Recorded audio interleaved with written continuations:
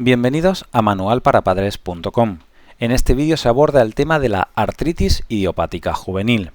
La artritis idiopática juvenil es una enfermedad que se agrupa dentro de las enfermedades del tejido conectivo, que son un amplio abanico, a veces muy difícil de diagnosticar.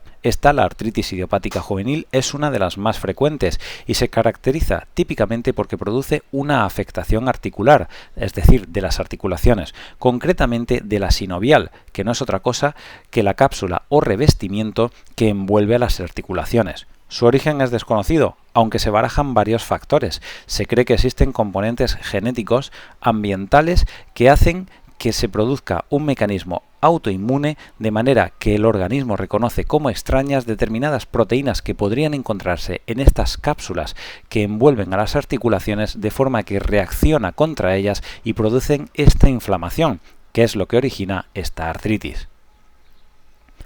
Existen varios tipos, así se denomina oligoartritis a aquellas en las que existe afectación de menos de 5 articulaciones, esto es la mayoría de los casos, aproximadamente un 50%.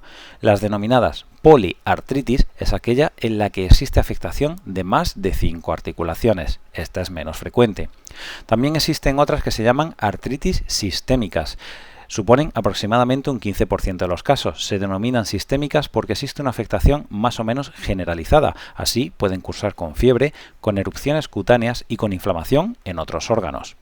También existe una que se denomina artritis masentesitis.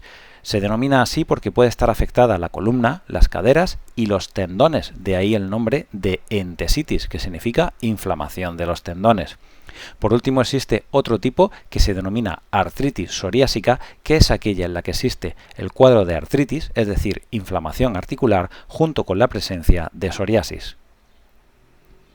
El diagnóstico, como hemos comentado, es muy complejo y muy difícil. Para ello exige hacer una detallada historia, no solo al niño, sino incluso a veces a la familia, hacer una exploración completa y además evolutiva en el tiempo, para ver cómo va evolucionando el cuadro.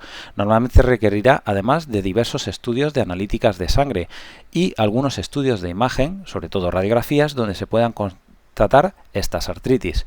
A veces, en ocasiones, el niño debe ser visto por un especialista en reumatología y en oftalmología.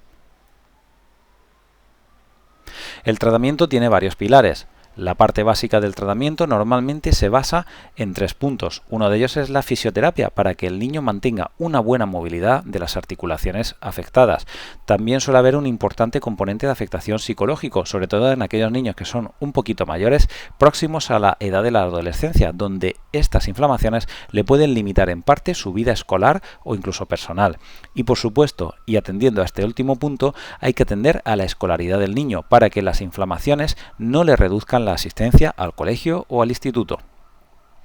El tratamiento farmacológico se podría dividir de forma genérica en 3 niveles o escalones. El nivel más básico, el primero, suele basarse en la utilización de aspirina o antiinflamatorios no esteroideos, como por ejemplo el ibuprofeno.